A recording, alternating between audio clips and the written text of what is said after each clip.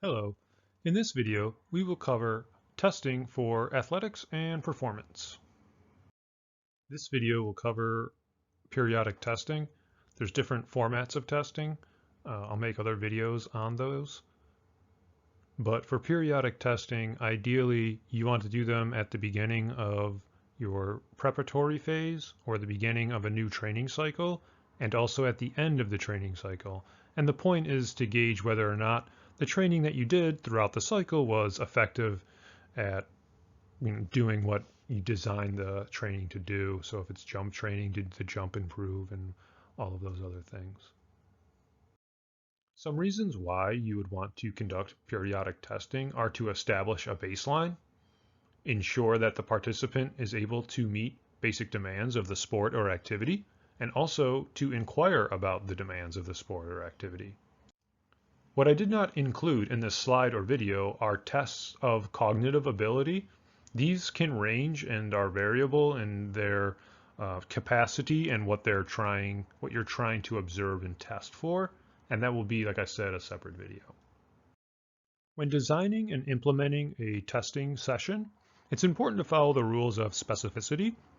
Tests should be relevant towards the physiological requirements for the sport. And this can be accomplished by creating a needs analysis, which would identify the necessary skills and capacities for the sport or activity.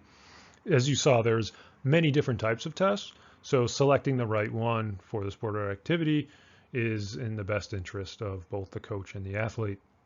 Now, if you're testing more than one quality or ability, it's a good idea and is recommended to test power and speed before you would do strength and endurance. And if you're just testing strength and endurance in one day, you would want to separate those two tests, or maybe it's a couple different tests for strength and endurance, but you want to separate strength and endurance by about 4 to 6 hours. Also, to help save time, you can include your movement evaluations and kind of make them as part of the warm-up.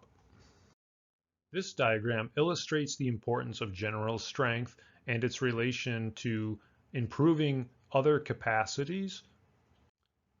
This becomes a question of how strong is strong enough for the sport or activity, and this is based upon the demands of the movements in that sport or activity. In many cases, a ratio is formed. Sometimes it will be based on body weight. An example would be how much somebody weighs in their body weight multiplied by how much weight they can squat, and compare that into a ratio. So if someone can squat 1.5 times their body weight, that could be good at a certain level, and maybe to reach another level they need to squat 2.5 times or 3 times their body weight. And as well, the ratio can be extended further, or in other ways, like muscle groups, quad versus hamstring strength ratio given a particular movement, and or possibly the muscle architecture or function in an activity. So again, we'll look at the hamstring and say how much isometric strength versus eccentric strength does the hamstring need to have to fire optimally during sprinting. Before you do tests that require high intensity movements, it's important to conduct a movement screen or a range of motion evaluation, or quality of movement evaluation, if you will, at a lower intensity. There are several different tests, and depending on what you're testing is how you're going to choose some of those tests. So if you're maybe doing a jump test, you might want to look at someone's unloaded squat before you have them do the jump test. And in addition, body composition tests are also low in intensity and can be conducted relatively at the same time. They vary in their effectiveness and also their price. So it just comes down to the needs of what you're testing for and who you're testing. VO2 max is measured directly using a face mask and a metabolic analysis machine. Lactate is measured through a blood sample, and both VO2 max and the lactate testing are done while the athlete is exercising. If it's not possible to do direct testing, you can do predicted or estimated values based off of findings from direct testing measures. But generally, for elite athletes, direct testing measures should be used instead of a predicted or estimated value because the direct measure is obviously more accurate and reflective of the person. Maximal testing, as implied, can be very strenuous and quite intense.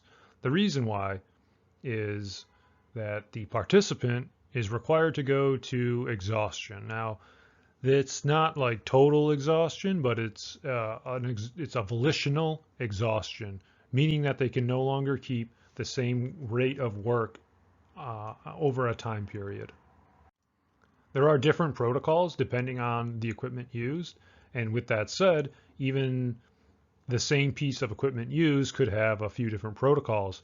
As you can see, the treadmill has a few different protocols, with the Bruce protocol and the Duke treadmill score being combined with the Bruce is kind of like the gold standard. That's not to say that submaximal testing is irrelevant. It just depends on the population you're testing. What wasn't included, or what I did not include in this, is the cardiac stress tests, which use a ECG or an EKG. Now, this information is relevant to the heart health and function of the person, which is an important test to do, especially with populations that have heart issues or are history of heart issues in their family. Definitely something you'd want to do. Testing for lactate threshold has become more feasible and more practical in the recent years. This is because the technology is roughly the same technology used for testing blood glucose, which is like a finger prick testing method, and that's what's used for lactate threshold testing. Now, blood samples are required, and they should be taken in the same area throughout the test and occur more frequently before increasing the work rate and or near the end of the intervals. So you say you're doing the step protocol, and as the step protocol at the beginning, at the 1 minute into the first step, 1 minute into the first interval is when you'd want to do your first blood sample, and then a minute or 30 seconds towards the end, until the end of that same interval, is when you would measure again. Now, the difference is between the two protocols, the ramp and the step, is that the step can be altered and or modified towards the sport, and you can also get several or different types of profiles from it. So for the example, say like you did 4 intervals, well, you could do like 2 intervals and then do a kind of like a less like a recovery interval and see what happens, like how well do they recover, and then like how well from that recovery do they respond to the next follow-on interval being at a higher intensity. When testing velocity and strength, generally it's a good idea to test velocity before strength. If it's not possible, then you'd want about a 10 to 15 minute interval of rest before you test velocity. And there are multiple tests within each of the categories, and also for each test, there can be a few different ways of recording the measurement. An example is a vertical jump. You could measure just the difference of height and how much the person displaced on their jump. You could use a jump mat, which is a sole sort of basis piece of equipment for the Margarita-Kalman test. So you need a jump mat to complete or to conduct that test. Another piece of equipment, which is a very versatile piece of equipment, is a Tendo device. It can be rather expensive at around $1,500 US. When conducting your strength test portion, it's important that if you do have to do a maximal test, it's probably a better idea, especially for novice and beginner populations, to do a estimated repetition max test. So you're going to do maybe something where instead of failing at 1 rep, they would fail or there's a couple of different ways you can do it, but they would fail around like 6 reps or 8 reps or something, and then you would estimate their 1 rep max from that. Now you can also combine certain tests like a power clean and a mid thigh pull to give you a closer approximation to a max value for, say, like the Olympic lifting test.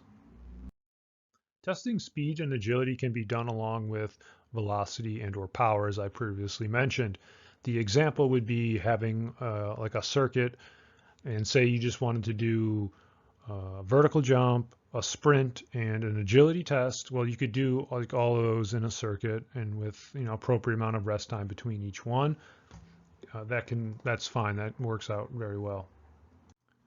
The maximal attempt, though, with speed and agility, you should give the athlete or the client, participant, whatever, about 3 attempts. Over 3 is you're going to start going into like a fatigue state, and you're not going to get like a true, fresh maximal number. Some tests for muscular endurance and aerobic capacity are just as demanding as the VO2 max test, and this facilitates the need for spacing between tests, so a few hours between tests or maybe on different days. Now, the main difference between the VO2 max test and, say, the yo-yo or an intermittent aerobic test is the fact that with an intermittent test, you get a little bit of a break depending on which changes, but it depends on which test you're using, but you do get a break because the name implies intermittent. But the VO2 max, you don't. You just go until exhaustion.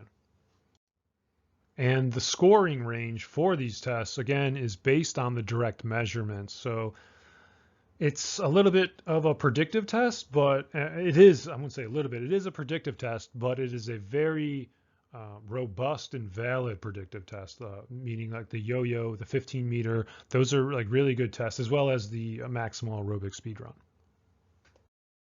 The basic idea in performance testing is to replicate some of the physiological demands of the sport, as well as some of the closed skills within the sport.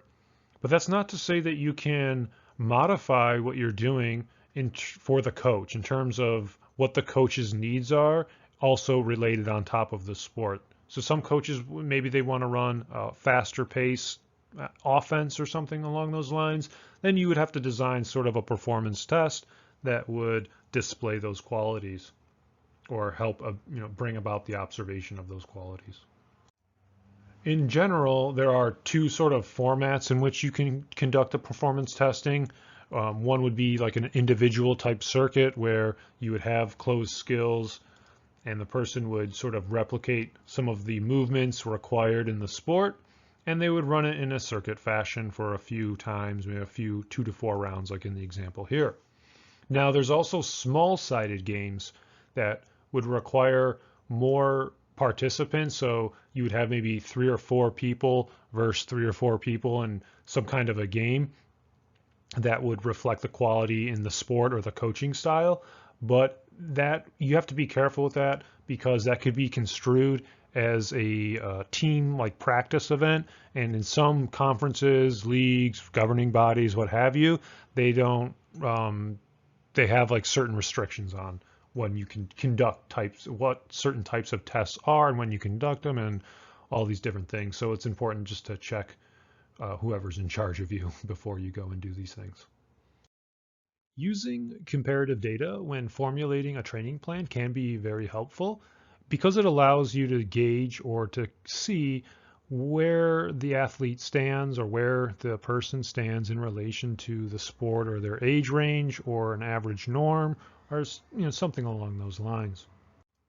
But at the same time, it's important to understand that sometimes the norms and the standards, they may not reflect the most accurate situation. And what I mean by this is a lot of, especially in sports, a lot of the information comes from very small groups, like maybe 5 to 20 athletes are tested. And then what ends up happening is this happens over say a period of time of 3 to 4 or 5 years, something along those lines. And then once that data is put out there and the research is done, some groups or people will do a meta-analysis, which is like they're just taking all of the same information of testing. So like, VO2 max out of all these different basketball players, and then they're combining them all and averaging them. That can lead to sort of a skewed number. It may not reflect what's actually going on with the individual, but it does give you a glimpse at like the competition level and where that competition like sort of standard is at each range. So like an amateur versus a professional, VO2 max and things like that.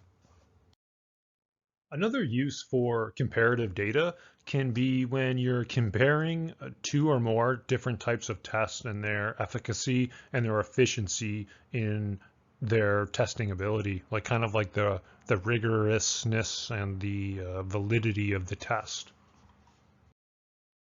So this wraps up our video on testing. I will do another video for the monitoring of testing, which is done on a more like daily or every other day or every workout would be conducted. But I'm not sure on how to do the testing qualities and the statistics.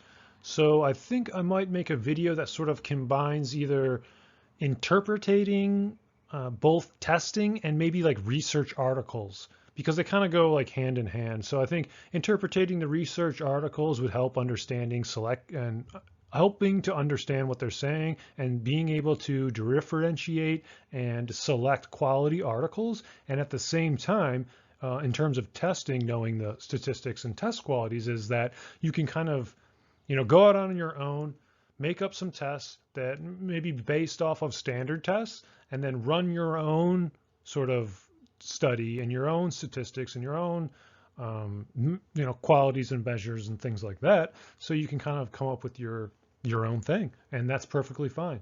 But I'm not exactly sure how I want to do that. So any feedback would be much greatly appreciated.